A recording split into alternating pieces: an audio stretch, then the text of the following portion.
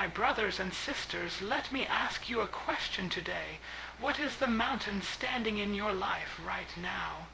For some of you, that mountain looks like sickness in your body. For others, it looks like a broken marriage, a struggling child, financial hardship, or a dream that feels buried beneath years of disappointment. That mountain seems so big, so immovable, that you feel powerless in front of it. But let me remind you today, the size of your mountain is no match for the power of your God. Prayer is not just words whispered into the air. It is the weapon God has placed in your hands to shake heaven and shift the earth. Prayer is not simply you talking. Prayer is you inviting God into the battle. And when God shows up, mountains move, chains break, and doors open that no man can shut. Jesus said, if you have faith the size of a mustard seed, you can say to this mountain, move from here to there, and it will move. Notice, he didn't say you had to climb the mountain. He didn't say you had to figure out how to break it down rock by rock. He said by faith-filled prayer, you can speak to that mountain and command it to move. But here's the challenge. Too many of us are talking to God about how big our mountains are instead of telling our mountains how big our God is. When you pray with faith, you are not begging heaven.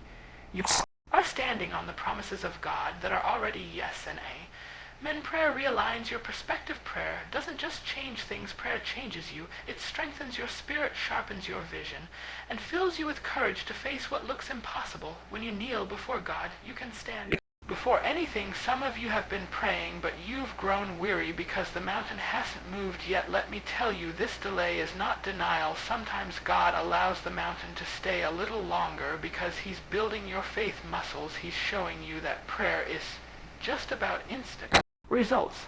It's about daily reliance. He wants to draw you deeper, closer, stronger, until you realize that the same God who can move mountains can also give you strength to climb them.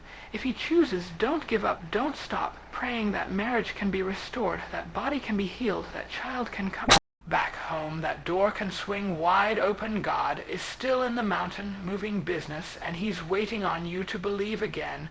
So when you leave here today, don't just carry your mountains. Speak to it. Don't just worry about it. Pray over it. Stand in faith, declare God's promises, and watch him move in ways that will leave you in awe, because prayer is not weak. Prayer is not passive. Prayer is power. And when you activate it, the mountains in your life won't stand. A chance prayer invites God's power into battles we cannot fight alone. ChatGPT said prayer is not a ritual we perform or a tradition we keep out of habit. It is the most powerful connection we have with the living God. When you pray, you are not simply speaking into the air. You are stepping into the throne room of heaven and inviting the Almighty to intervene in what you cannot control. Every battle you face in life is not just physical or emotional. Many of them are spiritual, and that means you cannot fight them with human strength alone. You can plan, you can try, you can strive, but there comes a point when you realize your resources are limited. That's when prayer shifts everything. It is the bridge between your weakness and God. Strength, the place where your impossibility collides with his limitless power. When you pray, you are not asking God to do what you could easily accomplish on your own. You are acknowledging that without him, you cannot win this fight. Prayer brings God into the center of your storm. Think about it. When the disciples were on the boat in the middle of the sea, and the waves were crashing, they panicked until they called on Jesus. The storm didn't stop until he stepped in. That is what happens when you pray. You are saying, Lord, I can't handle this mountain, but I know you can. You are surrendering control. Not in defeat, but in confidence that his power is greater than your struggle. It is a transfer of weight, moving the burden off your shoulders and placing it into the hands of the one who spoke the universe into existence. Prayer is not a last resort. It should be the first response, because the moment you pray, you shift the atmosphere. Every time you pray, you are making a declaration that you believe God is bigger than what you see. Prayer is war. It is how you push back against fear, against discouragement, against doubt. It is not about the length of the words, but the depth of your faith. You could whisper a single sentence that shakes heaven more than an hour of empty speech, because it is not the eloquence of your words, but the authority of the one you are speaking to that makes the difference. When you pray, heaven listens and earth responds. Angels are dispatched, doors are open, chains are broken and mountains begin to tremble at the sound of a child of God crying out in faith prayer, is also the place where intimacy with God grows. It is where you stop relying on your understanding and start leaning into His. It is where you remember that the same God who parted the Red Sea and shut the mouths of lions is the same God listening to you today. When you invite Him into your battles, you are tapping into the same power that raised Jesus from the dead. That is why prayer is never wasted time, it is invested power. While you may not see the result immediately, something is shifting behind the scenes, because no prayer prayed in faith ever goes unheard. Faith-filled prayer speaks to mountains instead of being intimidated by them. Faith-filled prayer is not about rehearsing our fears before God, but about declaring His greatness in the face of what threatens us. Too often we allow the size of the mountain to intimidate us into silence, or we spend all our energy describing the mountain instead of exercising the authority God has already given us. When Jesus spoke about faith moving mountains, He was teaching us that prayer is not passive but powerful. It is not about being overwhelmed by what stands in front of us, but about aligning our words with God's promises and speaking directly to the obstacles that block our path. Faith-filled prayer carries weight because it is rooted in confidence that God honors His word, and when we stand on that word, heaven backs us up. Mountains in life come in different forms. They can be sickness, debt, broken relation, ships, addictions, or even fear and doubt that grip the mind. These mountains are real, and they are often heavy, but they are not immovable when confronted by faith. The mistake many people make is that they treat prayer as a way to inform God of their problems rather than as a weapon to command those problems to bow before Him. Faith-filled prayer does not beg, it declares. It does not shrink back, it stands firm. It does not focus on the power of the mountain, it focuses on the power of the God who created the mountain. In the first place, when you pray with faith, you are stepping into the authority that God has given you as His child. Jesus said you can say to this mountain, move from here to there, and it will move. Notice the instruction is to say to the mountain. Speaking is an act of authority. Silence in the face of mountains allows fear to dominate, but when faith opens its mouth, mountains start to tremble. Faith-filled prayer speaks with confidence, not because of who we are, but because of who God is. It is grounded in the belief that nothing is too hard for Him, and therefore nothing is too permanent that it cannot be shifted by His hand. This kind of prayer changes the atmosphere in your heart as well. Faith-filled prayer does not deny the reality of the mountain. It refuses to give the mountain the final word. It acknowledges the obstacle, but chooses to magnify God above it. And in that process, something happens inside of you. Fear loses its grip, hope rises, courage grows, and peace settles in, because you know that the one you have spoken to is greater than what you are facing. Prayer with faith doesn't just talk about problems, it confronts them head-on with the authority of heaven. Faith-filled prayer is also persistent. Mountains don't always move instantly, but a heart that continues to speak God's word refuses to let go until the breakthrough comes. That persistence is not nagging God. It is a declaration that you believe He is faithful even when the answer takes time. Every time you pray in faith, you are chipping away at that mountain until suddenly what once looked immovable collapses under the weight of God's power. Prayer doesn't just change circumstances, it transforms us from the inside out. Prayer is not only about shifting circumstances around you, it is also about transforming what is happening inside of you. Many times the mountain may remain in front of you for a season, not because God has ignored your prayer, but because He is shaping you through it. When you go into prayer, you are stepping into a place where God refines your heart, clears your vision, and strengthens your spirit. You begin to see life differently because prayer changes your perspective. What once looked like an impossible wall starts to look like an opportunity for God's glory to shine. The storm may not calm immediately, but the storm inside of you begins to quiet. When you pray, anxiety turns into peace, fear into faith, and confusion into clarity, because in prayer you are exchanging your weakness for His strength. Prayer draws you closer to the heart of God. It is in those moments of surrender that your will aligns with His. The very act of prayer humbles you, reminding you that you are not in control, but You are connected to the one who is as you spend time in prayer. Your desires begin to shift. What once consumed you with worry no longer has the same power because you start to see that God's plan is bigger and better than what you imagined. The transformation prayer brings is not always visible. Others immediately, but inside your roots are growing deeper, your faith is becoming sturdier, and your spirit is becoming unshakable. Prayer molds your character in ways nothing else can. In prayer, God teaches patience, dependence, forgiveness, and trust. Sometimes you kneel down to ask God to change someone else, but while you are there, he begins to change you. You learn to let go of bitterness, to forgive wounds, to release anger, and to walk in grace. Prayer is not just about external battles, it is about internal victories. God uses prayer to shape your attitude, your responses, and your outlook.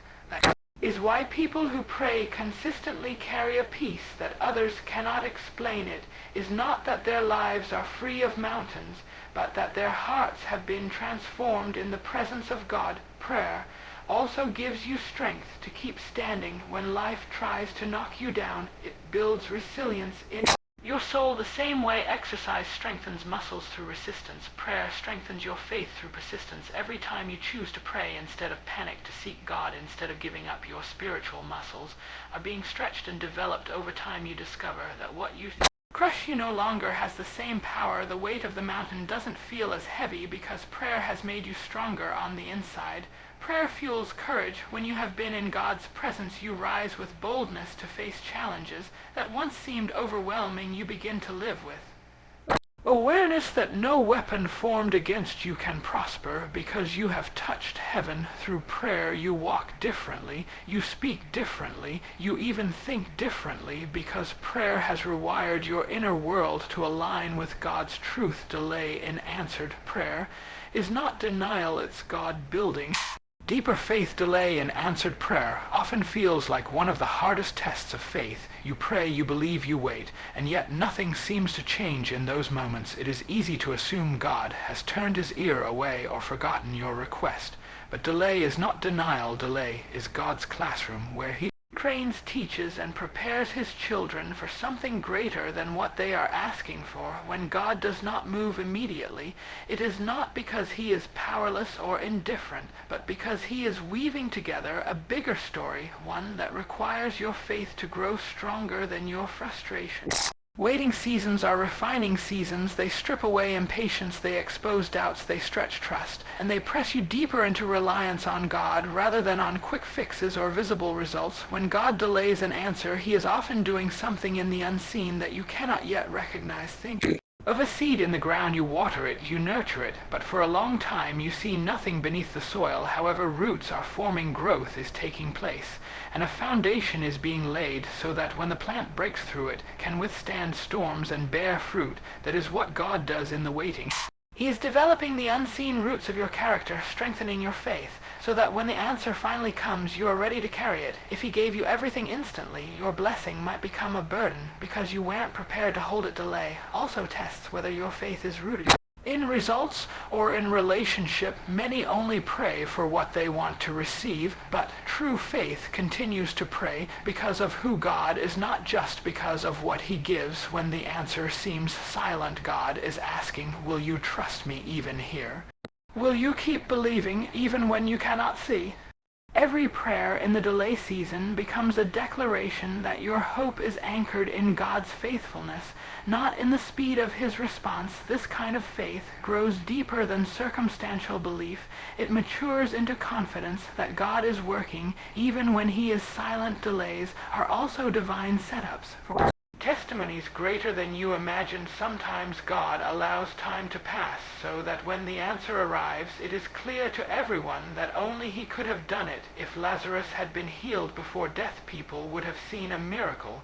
But because there was a delay and he was raised after 4 days in the tomb, people witnessed resurrection power. The delay magnified the glory. The same is true in your life. What feels like wasted time is often God creating a stage for his power to be displayed in a way that leaves no doubt about his hand in the waiting. God invites you to grow closer to him. Delay his way of pulling you into deeper dependence, of reminding you that prayer is not just about transactions, but about transformation. Each moment of waiting refines your heart, aligns your will with his, and prepares you for blessings that last. Mountains cannot withstand persistent believing prayer.